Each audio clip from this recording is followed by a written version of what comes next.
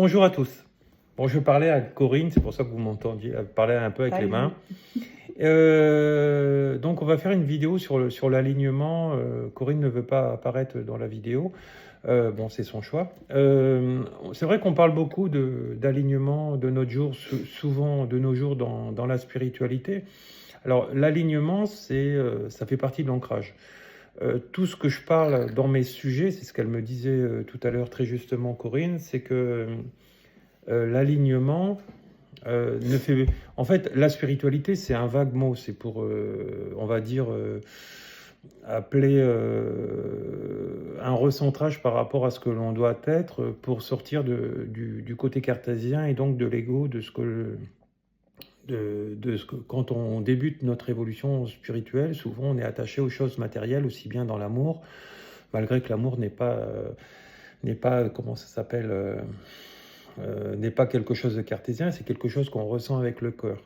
Alors l'alignement, c'est pas aller faire un soin énergétique, hein. C'est justement, on en parlait, et dire oh, ben, mon thérapeute ne m'a pas réaligné, donc c'est de sa faute. Ça, c'est encore pour moi de la non-spiritualité, c'est encore reporter la faute sur l'autre en disant non.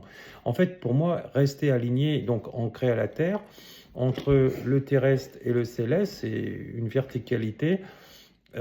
C'est par rapport à nos actes, hein. On ne peut pas dire, par exemple, être spirituel, être un enseignant spirituel, faire des soins énergétiques, etc. Et dire, par exemple, à mon voisin, vivement qu'il crève, hein. Voilà, donc on ne peut pas dire... Non, mais vous voyez ce que je veux dire? Il faut rester aligné dans l'amour. Alors c'est ce que justement je disais, puisque là on est en stage, je fais une initiation en Reiki. Euh, donc il faut en fait, quand on est attaqué par on va dire des pollutions mentales subversives, par exemple on a des pensées liées à notre ex, ou à, je sais pas, à nos parents, ou à des personnes avec qui on s'est disputé, souvent, parfois l'ego revient à la charge, il nous dit...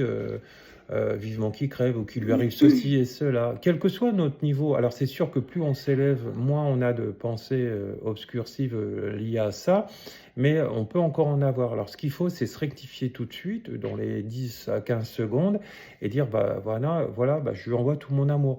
Même si on dirait que beaucoup de gens vont dire, non mais je le pense pas. Oui, non mais tu le fais. Pourquoi? Parce que ça te permet que ton mental ne reste pas accroché là-dessus, et qu'il l'amplifie. Parce qu'en fait, si vous laissez amplifier ça, autour de vous, vous savez qu'il y a l'immatériel, donc l'invisible,